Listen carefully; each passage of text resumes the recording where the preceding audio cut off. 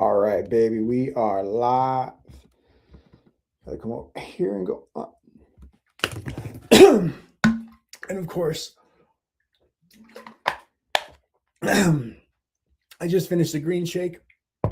Sorry to be coughing on you here. It's disgusting. But that happens. I swear, every time I have a green shake, I start talking right after. And I'm always in a situation where I'm talking with a consult, excuse me, or doing a live, and then it gets stuck in your mouth. So, wow, all right, we're going to let that pass. Let me get one of these guys in. That's why I have cough drops in my office, so that when I do have this happen, because it does happen, I have a solution. Anyway, I digress. So I wanted to pop in really quick to talk about anxiety. This is a conversation as a licensed hypnotist I have often with a lot of my clients, but also it comes up a lot in the client consults that I do. And I just had a woman who she was talking about some of the issues that she has, fatigue, she's tired, overweight. The body fat percent is about 55% of the body. Muscle percent is 18.7% of the body. When body fat is over 50%, there's a lot of pressure on the heart.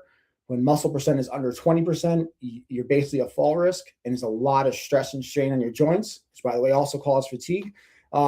So she got a lot going on, GI issues, of which, is a whole different topic. But she was sharing how she's been on anxiety medications for the last 7 years.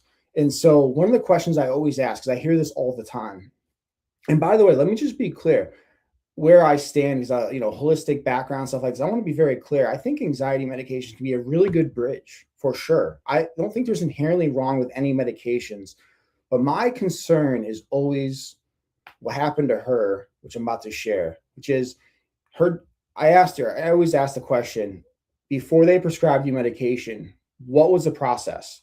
Did they take you through any sort of therapy or training? Was there any tools that were provided?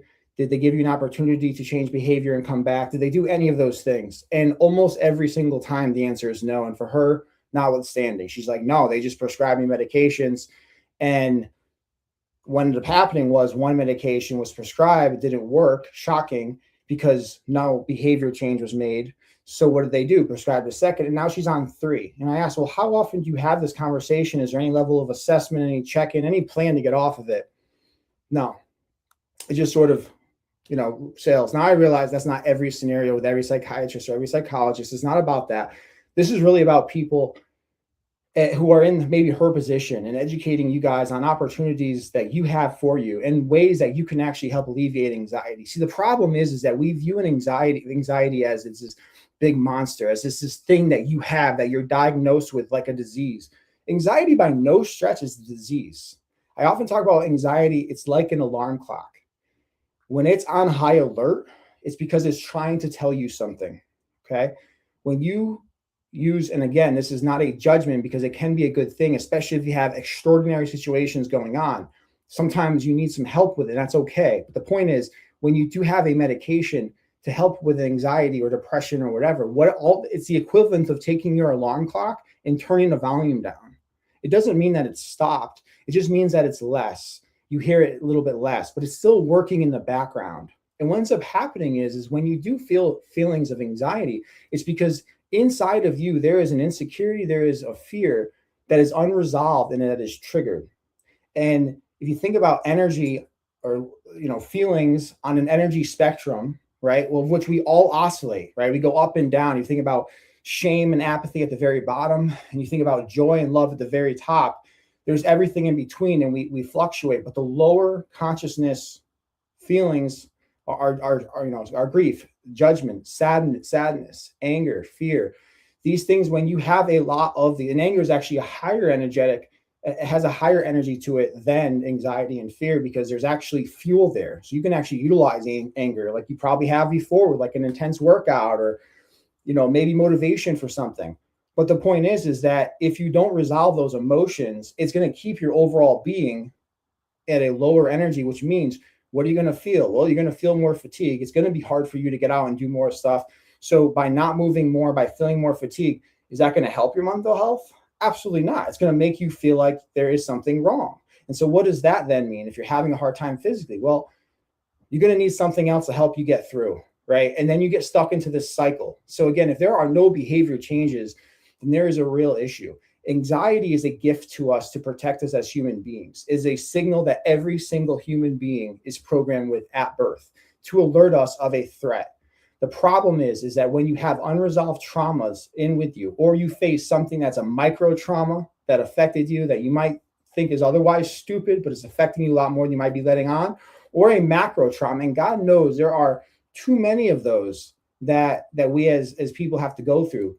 Nonetheless, when those things happen, it creates unrest within you, and it makes your system feel as if you are in a fight or flight state. Quite literally, the same fight or flight state that our ancestors might have had thousands of years ago, running away from a predator or another tribe. That same type of fight or flight state. There is no difference. It's just that the threat is different. And sometimes a threat is something we have no control over, but oftentimes a threat is something we perceive to be a lot more than what it actually is. And so in no way would I ever downplay or minimize anxiety, but if you don't address it like you would address anything else that you want to improve, it will not get better by itself. In fact, it will get worse. Because again, if you always link back to that consciousness chart. I follow a lot of Dr. Hawkins' work on this. He did a brilliant job laying it out. I'd highly recommend you Google it, look it up. And he talks about it in all of his books as well. But when you have the lower consciousness energy for a long period of time, that is going to slowly eat away your system. That's where atrophy can kick in. That's where metabolism, digestion, elimination slow down. Why? Well, think about it. If you're in a fight or flight state, right? Again, going back to perhaps when our ancestors would be in a fight or flight state, they're not going to be running from a saber-toothed tiger and be like, whoa, hold on, I got to take a dump. Like, just chill out, man. Give me a sec. Like, that ain't going to happen, right? So what is that? And I'm being a little facetious here, but that's what happens. That's how our system's programmed. When there's a imminent threat, a life or death threat, you shouldn't have to use the bathroom in that moment. It's not efficient for survival.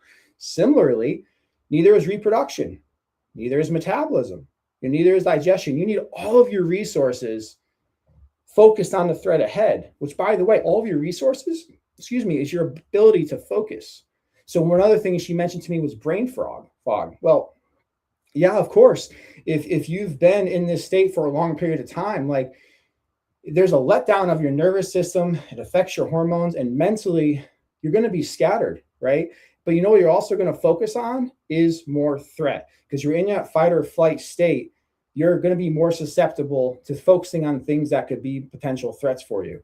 So the point of all of this is if you ever find yourself across from somebody and inquiring about if you should take a medication or not, I would highly recommend to ask first and foremost, well, what would be, what are some things I can try first? And then go ahead and do those things for 30 days. Right? If you are currently on, and then also what happens after, like what is the plan? Is there a bridge plan? Is there a letdown plan? And if somebody ever wants to increase your medications, you should always, before you have that conversation on your own, try to think, okay, what types of behavior changes can and if you're not sure of what to do, I'm going to give you some here in a moment, but those are things that you want to start thinking about of like, okay, what can I do? Because it's not, because there's are things that you can do easily, things that I'm going to share here in a minute. And then if you have been on it for a long period of time, I would first of all think back and say, when was the last time my doctor or my psychiatrist checked in with me to see what types of things I've been trying?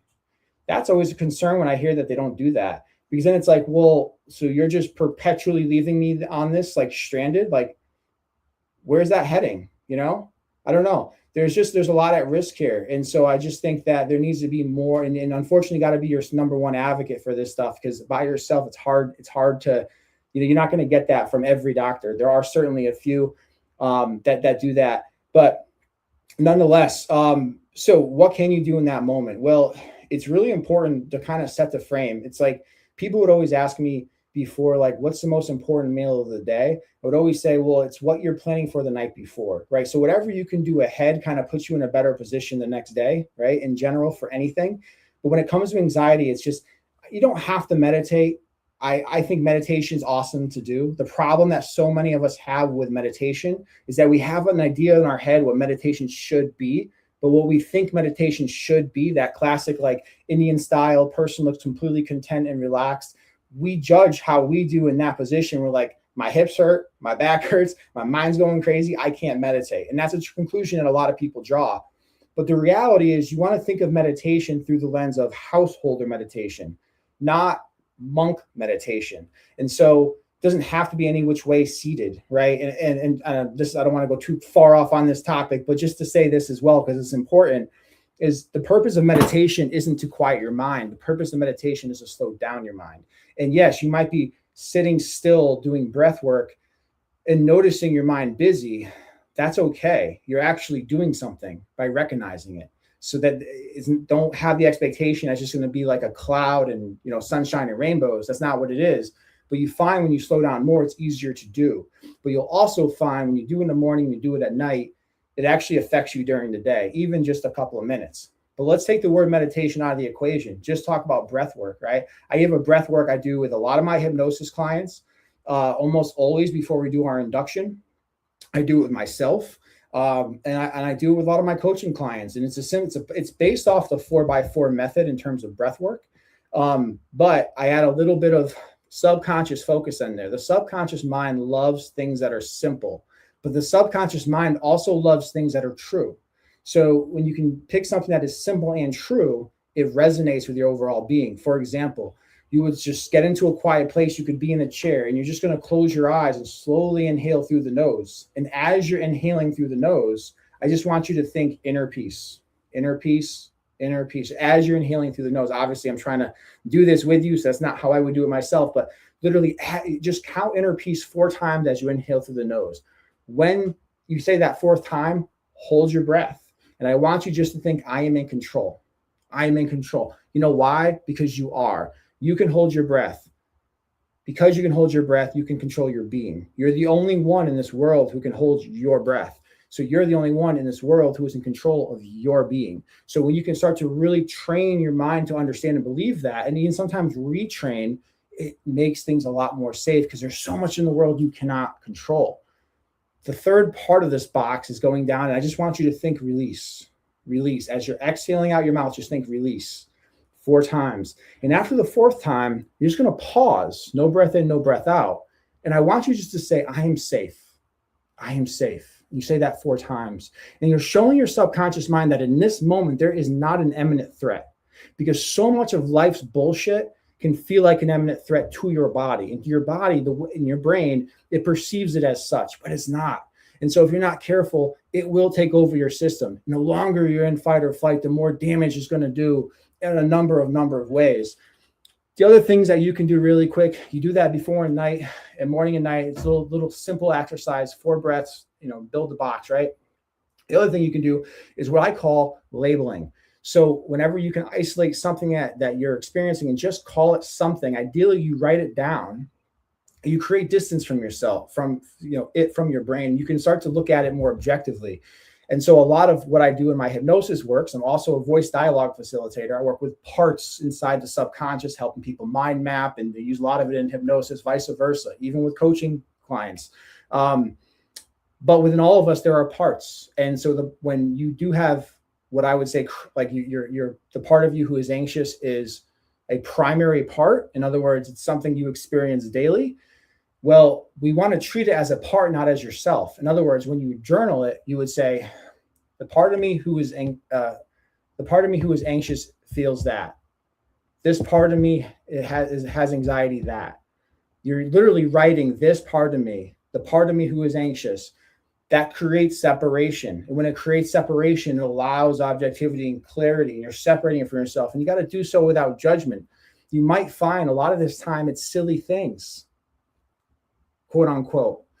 Your system doesn't internalize it as silly. But if you write it on paper, you might realize, wow, that's actually not something that I should let dictate my life. And there's no judgment there, by the way. And there shouldn't be with you either. Because these parts of you who have these concerns and these fears and these worries, they're much like children. They are kids. They came into you at a vulnerable part of your life and took over because of some sort of vulnerability. Again, micro or macro trauma. So if you treat it with judgment and anger and shame and things like that, well, you're going to perpetuate the issue.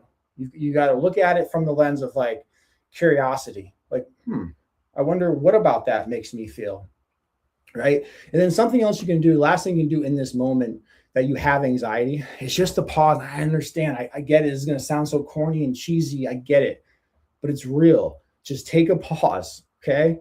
Put your hands on your heart and just affirm yourself. I am safe. I am not in imminent danger. Like a very rational, simple, short. And just reassure yourself as you're slowing down your breath. Just the touch of hands is so powerful. We take it for granted, especially in a digital world where people are not getting as much connection. There's something special about physical touch. And what it sounds, I get this, how this could sound, but the reality is that when you take a moment to actually give yourself that sort of like embrace and love, what that does is actually soothes your inner child. It's just like kids. If you hug your kids, that's doing something to their brain that's like protection, that's safety, that's nurturing, like that. We're as humans used to that. But if you can do that to yourself, well, now you're starting to take over more control here and there. And so you do these things over and over and over, right? And now some of you might say, hey, I tried, it doesn't work for me. It's like, well, here's what I can tell you is that depending on where you're on your journey and what you're going through, what you've been through and all of it all, some of, you might be closer or further than you think. And the reality is though, if you commit to it as you would anything else, it will get better. But there has to be actions. There has to be behavior changes. There is no medication in the world that is going to make your anxiety go away. By the way, you don't want your anxiety to go away. It's a tool. We don't want it to be that alarm clock, though, that we turn the volume on. Then the day we actually have to wake up, there's no volume, or we don't want the cliche Home Alone, lose. That's all. That actually makes no sense for this conversation. I don't have a good analogy to the unplugging part that happened to Home Alone. Forget the parents' names, the McAllisters. Nonetheless, and also I just want to say this is really probably the most important thing, is that you're not an anxious person. There's just a part of you that has a very deep root, like a primary part of you right now that is anxious, and treat that part of you with love like you would anybody else who's going through a tough time. But that part actually lives within you. And also know, I can promise you this, you're a lot closer to feeling good than you might feel right now. That is 100% truism. So always remember, it's not like this is what I have. It's more like this is what I'm experiencing, and here's what I can do about it. Because there's always the and. There's always the and. But oftentimes we put a period there. So this is the type of work that, I do every single day. If you are someone who is struggling with this and nothing else, reach out. I can help get you in the right direction. And hopefully this was helpful. See you guys soon. Later.